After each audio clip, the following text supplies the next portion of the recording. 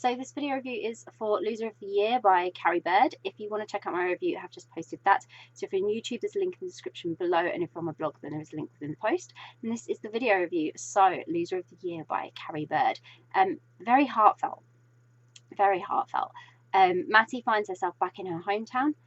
She's teaching at a religious school alongside Gillian Reid, who's one of the other teachers, and immediately the two of them clash. That's a given. And they then end up kind of forced to work together on the school production, and Matty discovers a side to Gillian that leaves her feeling attracted, and things then get really complicated because religious school. So this was such a great story that dealt with very, very sensitive subjects, difficult situations, and it handled them all really, really well.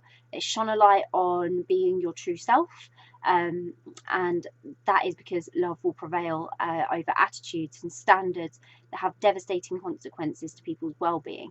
So it was really about being true to yourself, because you will find the people to support you, and it's only that being true to yourself and people standing up and being counted together that gets change, that gets people acknowledged and acceptance and all these other important messages.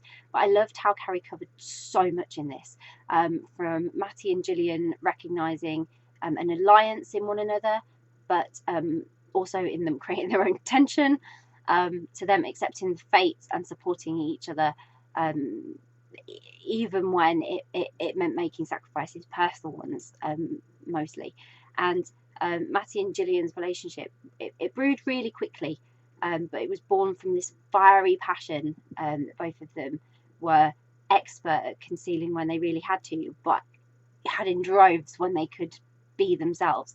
And not only did they sort of face obstacles in their work and community, but also that then led to internal and personal struggles as well for them, because there's a wider impact and what it will mean for their careers, and how do they survive if they don't have a career and doing something they love and everything. So there's a lot to consider, and they really made their whole relationship really, really dramatic on that basis, because they had so much going on, but it was in the best way. And as soon as they started working together, their chemistry was just off the charts. You could tell they got on so well, and they needed to be allies for one another.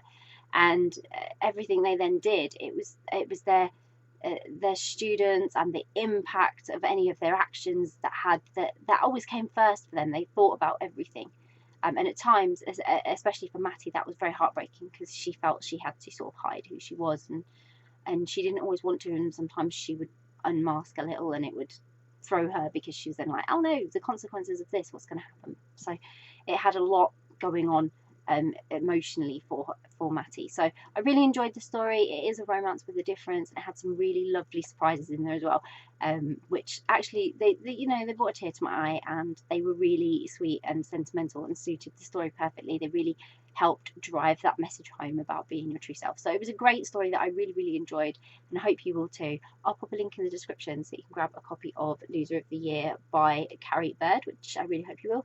If you've read Loser of the Year, would love to know what you thought of it, so please do comment and share your thoughts. If you haven't read it yet, but you're planning to read it, or it's on your read list, then it'd be really great to find out, because it's great to hear what you're reading. And if you do read it, then I hope you enjoy it. Bye.